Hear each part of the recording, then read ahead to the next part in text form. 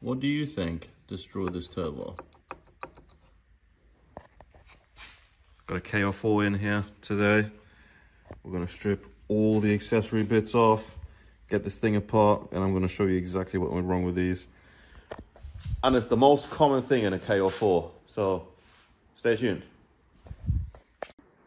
Okay, so after about 15 minutes of stripping this down and getting the water line, actuator, and all the other accessory bits off, we're ready to actually strip it down now. So first steps, which is really easy on the K04, we can start with taking off the exhaust housing. This is just held on with a V-band, one bolt on this side, V-band's gonna come off.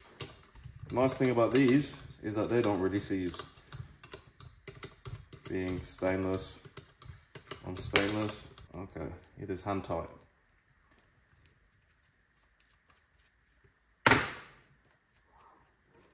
Right.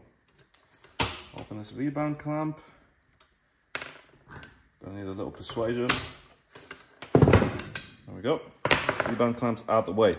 Now, as you probably know, we're gonna have to hammer this because it's definitely gonna be seized. Just like every core in existence that's been used. So this one, a little awkward because it's quite heavy because it's one piece with the manifold. We're gonna grab it on the inlet and we're gonna grab it and tap it.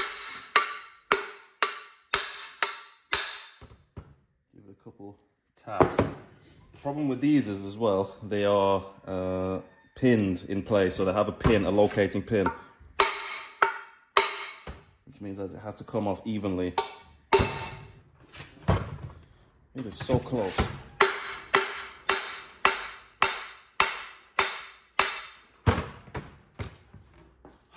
Okay.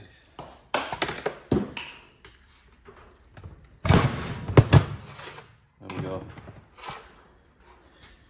And that is our locating pin, which is bent coming out.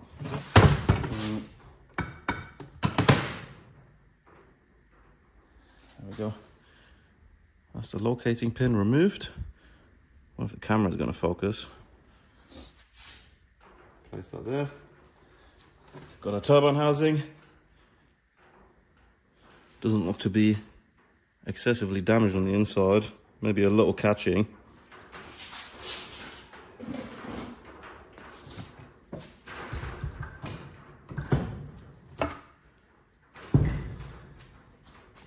And then we got the back of the turbo. So, just looking at it right away, you wouldn't think it's been burning oil, there's much wrong with it. But look at this.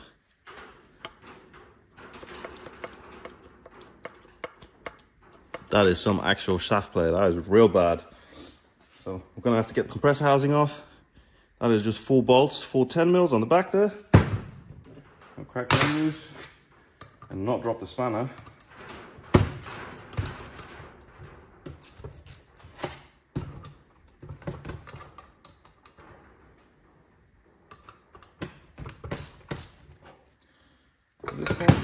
Oh, we didn't even have to tap it. Picked up the hammer for nothing. Okay, we've got our core here. Factory fitted billet wheel. As you can see, that is very chewed up. See if the camera will focus. Oh yeah. Look at that. That's real bad. Same on the tips here. I mean, they are destroyed from that in and out play. Check that out. Compressor housing, yeah, this is not very good at all. It's not ideal for reusing. It's very scored. Gonna grab ourselves a 10mm for the compressor knot, and I believe it is a 13 for the turbine. Yes, it is. And we're gonna crack that compressor knot loose. That to the side. Oh, that wheel is stuck. What you'll find is with many wheels I've hit the housing and gotten really hot, they tend to seize onto the shaft, so tapping them out is the only way. Could also be because it's a billet wheel and it's made a little smaller. They tend to be much tighter on the shaft anyway.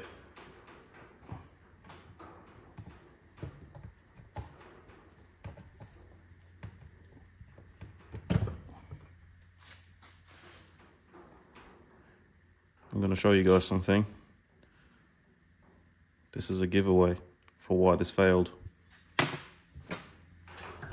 I'll leave that to the end. I'm not going to spoil it just yet. Oh my goodness. So we have the seal plate here. And you can just see how that's completely eaten away with the actual plate there.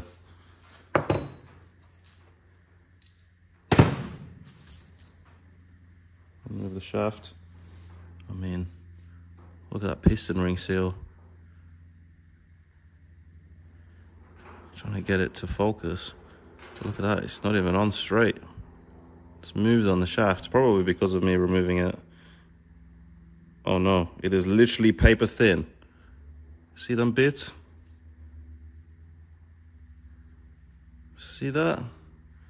That is metal from the piston ring seal. God damn, this thing is destroyed. Oh my God. Okay. Heat shield, of course, has been chewed up by the turbine wheel as well.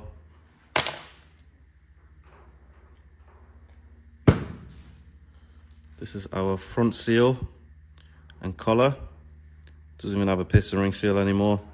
That's probably going to be in that guy's sump somewhere. Next we need to grab ourselves a pick and get this oil deflector out of here. That is just a deflector. I don't know, I mean, you guys are a little closer so you can see what's going on. Take this O-ring off here for the seal plate. And we have our, oh wow, you're quite stuck, ain't you? Oh, this has got to be one of the worst I've ever seen. Look at that thrust bearing. Do you see this face here? And then do you see the face here? This face should be level with this. So this is all the material that's been eaten away. This has got to be at least 2 mil, which is crazy. I mean, I'm surprised this didn't break through here and shatter into pieces. That is very impressive. Have a collar here as well. Our thrust collar, of course, it's very scored. It's a little difficult to see with the oil. You can hear that. Very scored and lipped on the edge as well. This thing is destroyed. Get our other O-ring out here. Then we have an interesting part. Journal bearing coming up next.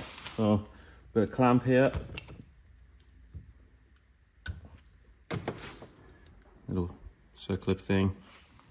Very easy to remove. Got the journal bearing retainer right there. And then we have the journal bearing. And this is going to tell us what we need to know about the failure. I'm just going to clean this for you guys.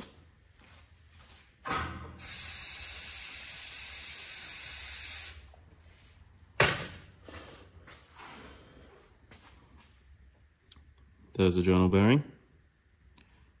As you can see, on the inside, it is a little scored, but it doesn't actually look to be nowhere near as much to be eaten. It's nowhere near as much worn as the thrust bearing.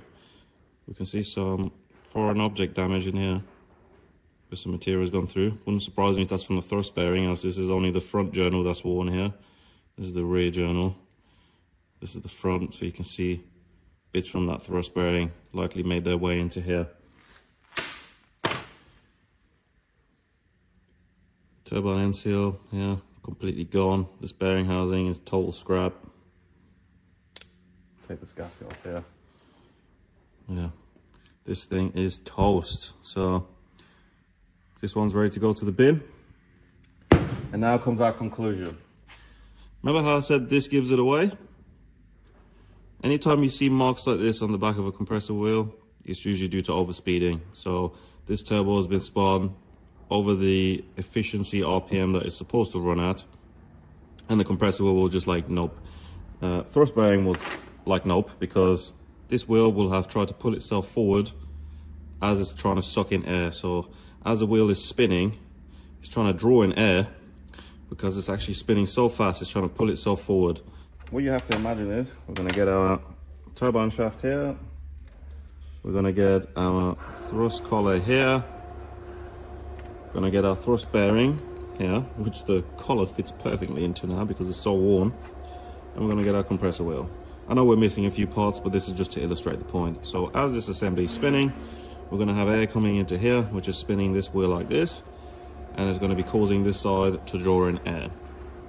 As this is trying to draw air, it is trying to force the air down like this, so it's pulling the air in.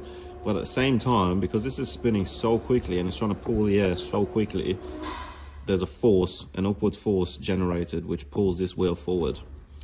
Now, this is where the thrust collar and the thrust bearing come into play. So you have the thrust bearing, which is here to stop this collar from moving forward. So it's meant to stop this movement. That's why we have a thrust collar. This controls the thrust load of the shaft, so it doesn't move back and forth. What's happened here is this compressor wheel is oversped, so I assume this car's mapped, or it's got a massive boost leak or something like that with it overspeeding, and it has basically forced the compressor to work so hard that it has overcome the force of this thrust bearing to stop it from moving forward. So in effect, the force from this little washer here is too much for this bearing to hold it back, and that's caused it to wear into the bearing, and has caused the shaft plate to move in and out. So that would have destroyed the oil seal, and that would have destroyed pretty much the entire turbo.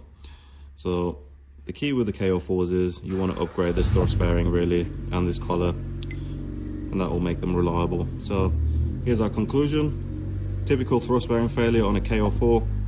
There's nothing unusual here.